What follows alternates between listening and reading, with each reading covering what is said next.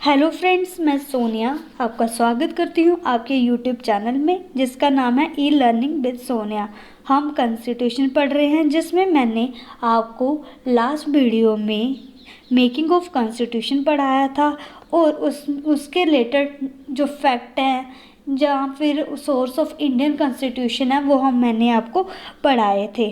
तो आज हम किसके बारे में पढ़ेंगे, वो हम पढ़ेंगे प्रियम्बल के बारे में, जिसे हम लोग प्रस्तावना भी बोलते हैं हमारे इंडियन कॉन्स्टिट्यूशन की।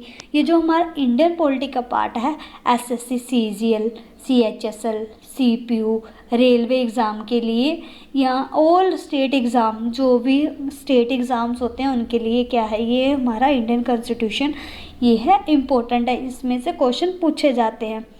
तो फ्रेंड्स, हम लोग आज पढ़ेंगे प्रियम्बल। प्रियम्बल क्या होता है? Preamble is first chapter in constitution और इंट्रोडक्शन। इसे हमारा जो है इंडियन कॉन्स्टिट्यूशन का फर्स्ट चैप्टर भी बोला जाता है और इंट्रोडक्शन भी बोला जाता है। सो फ्रेंड्स, मेरी सारी वीडियो की नोटिफिकेशन पाने के लिए मेरे चैनल को सब्सक्राइब करें, वीडियो को लाइक करें, शेयर करें और बेल आइकन को दबाना ना भूलें, जिससे कि आपको वीडियो की सारी नोटिफिकेशन मिलती रहे। सो फ्रेंड्स, हम पढ़ते हैं। ये जो है हमारी ये जो बुक है, ये क्या है? हमारी इंडियन कॉन्स्टिट्यूशन की बुक है। इमेजिन कर लो कि ये क्या है, नीचे वाला जो उसका पार्ट है वो है। हम लोगों ने क्या किया है कि अब ये जो बुक है, इस बुक को हम लोगों ने डिफरेंट पार्ट में क्या किया है, डिवाइड कर रखा है कि कितने पेज का कौन सा पार्ट होगा, कितने पेज में क्या आएगा। अब हमने क्या किया है, जो सबसे पहला पेज है उसमें लिख दिया है हमारा प्रियम्बल। जो हमारा पहला पेज है उसमें क्या लिखा हुआ है, हम लोगों ने प्रियम्बल। और इसमें बताया गया है कि हमारा इंडियन कॉन्स्टिट्यूशन का मतलब क्या है और इसके अंदर क्या लिखा है। हम प्रियम्बल को फर्स्ट इंट्रोडक्शन ऑफ कॉन्स्टिट्यूशन भी बोलते हैं। अगले कुछ पेज में हमारा जैसे पार्ट 1 आ जाता है। जैसा कि हमारा पार्ट 1 है उसमें 1 से लेके 4 तक आर्टिकल है। पार्ट 2 है उसमें 5 से लेके 11 तक आर्टिकल है, जिसमें हमारी सिटीजनशिप के बारे में बताया गया है। अब क्या होता है कि हमारे टोटल कितने आर्टिकल थे। ये आर्टिकल हमारे पास कितने आर्टिकल हैं? 395 आर्टिकल थे जब हमारा कॉन्स्टिट्यूशन बना था। ओरिजिनली जब हमारे कॉन्स्टिट्यूशन में कितने आर्टिकल थे? 395 आर्टिकल थे। बट एट प्रेजेंट कितने आर्टिकल हैं? 448 जो हमारे आर्टिकल हैं। मैंने आपको पीछे लिखा भी होगा, कहीं पे नहीं लिखा तो मैं आपको बता देती हूँ। 448 आर्टिकल है। क्या होता है कि हमारे जो पेपर है उसमें पूछा जाता है कि हमारे जो कॉन्स्टिट्यूशन में है उसमें टोटल कितने आर्टिकल हैं, तो उसमें कितने हैं? 448 आर्टिकल हैं। ठीक है, तो ये ऑप्शन में देख लेना आप कि इन दोनों में से आपको कौन सा दिया गया है ऑप्शन, और पूछा क्या गया है ये भी ध्यान रखना। अब क्या होता है, ये आर्टिकल बन गए। अब आर्टिकल बन गए तो इनके इतने सारे आर्टिकल हो गए, तो हम लोगों ने इसको क्या किया कि फिर से हम लोगों ने इसको डिवाइड कर दिया। डिवाइड किस में कर दिया? शेड्यूल में हम लोगों ने इसको क्या कर दिया? डिवाइड कर दिया।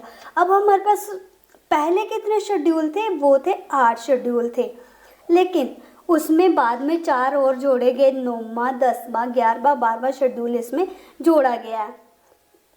मैंने मेरी वीडियो में आपको शेड्यूल के बारे में पूरा बताया हुआ है। आप मैं अपनी वीडियो का जो लिंक है नीचे डिस्क्रिप्शन में दे दूँगी, आप वहाँ से देख लेना कि कैसे कैसे शेड्यूल हैं। अब 12 शेड्यूल कौन कौन से हैं हमारे कॉन्स्टिट्यूशन में।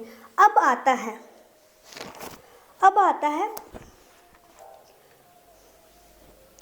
जो प्रियम्बल है, वो आपको बता देता है कि इंडियन कॉन्स्टिट्यूशन बना रहे हैं। तो जब इंडियन कॉन्स्टिट्यूशन बन रहा था ना, तो क्या होता है कि 13 दिसंबर को क्या होता है, पंडित जवाहरलाल नेहरू जी क्या करते हैं कि एक अपोजिट प्रपोजल रखते हैं कॉन्स्टिट्यूशनल असेंबली के सामने। अपोजिट प्रपोजल रखते हैं तो क्या होता है कि 22 जनवरी 1947 को उसको पास कर दिया जाता है। उसी ऑपोजिट प्रपोजल को हम लोग क्या बोलते हैं? प्रियम्बल बोलते हैं। और प्रियम्बल है उसको हमने अमेरिका, अब हमारी जो प्रियम्बल है उसको हम लोगों ने कहाँ से अडॉप्ट किया है, वो हम लोगों ने अडॉप्ट किया हुआ है हमने अमेरिका। तो चलो फ्रेंड, हम आज अपने इंडिया के महान देश के महान प्रियम्बल के बारे में पढ़ेंगे। We the people of India, हम भारत के लोग, having solemnly resolved to constitute India into a sovereign, हम पक्के तरीके से वादा कर लिया है कि हम इंडिया को sovereign, socialist, secular, democratic and to secure all its people, citizen भी बोल सकते हैं। मैं इन सब का आपको क्या करूँगी मतलब भी बताऊंगी बाद में।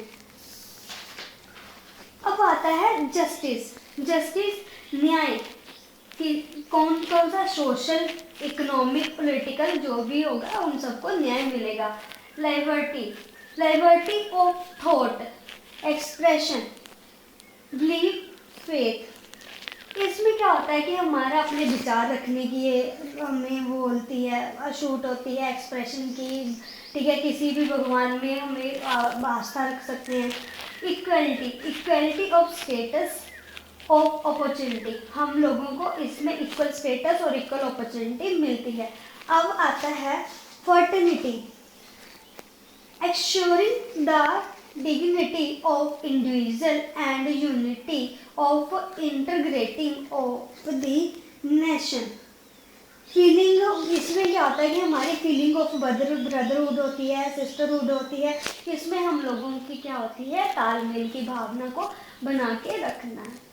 हमारा जो कॉन्स्टिट्यूशनल असेंबली है, on the 26 November 1949 where hereby adopted an act and give to our self this constitution 26 November 1949।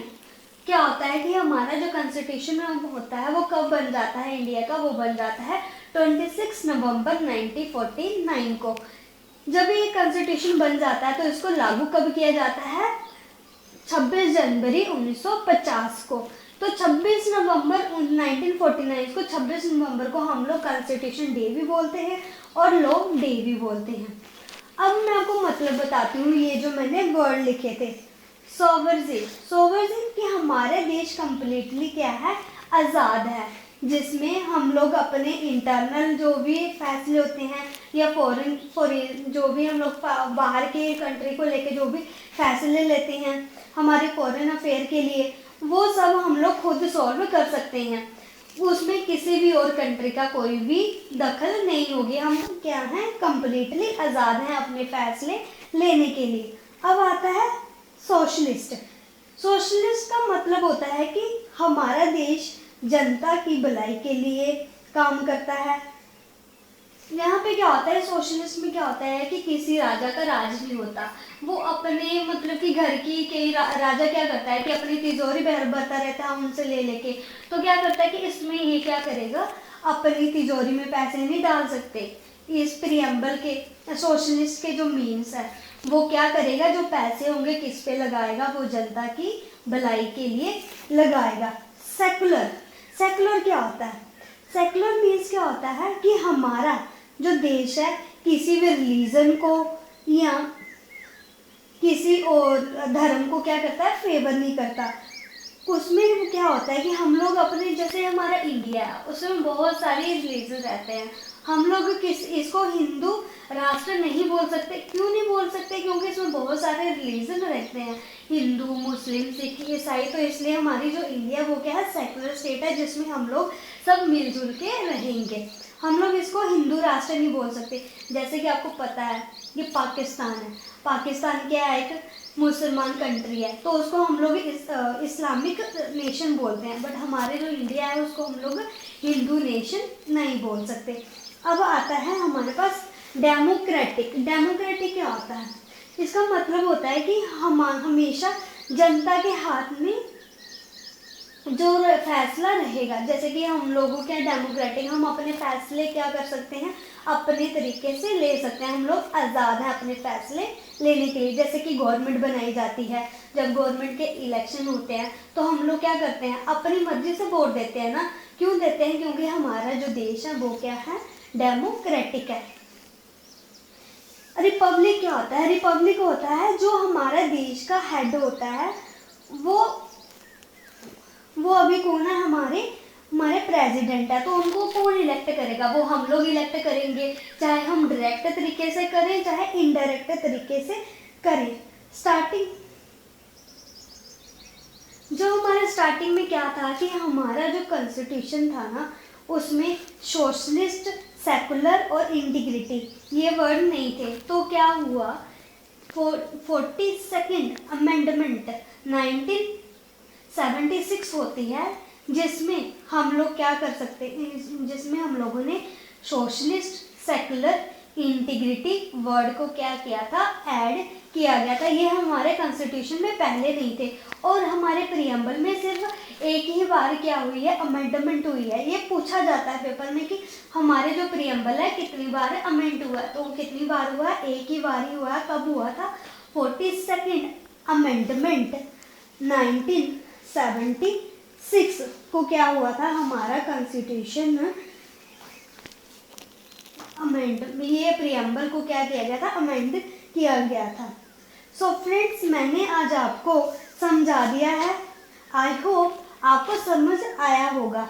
अगर आपको कोई भी डाउट है तो मेरे कमेंट बॉक्स में कमेंट करिएगा, और मेरी वीडियो आपको कैसी लगी ये भी बताइएगा। और मेरे चैनल को सब्सक्राइब करें, वीडियो को लाइक करें, शेयर करें और बेल आइकन को दबाना ना भूलें, जिससे कि मेरी जो वीडियो की नोटिफिकेशन है आपको टाइम टू टाइम मिलती रहे। Thank you for watching my video.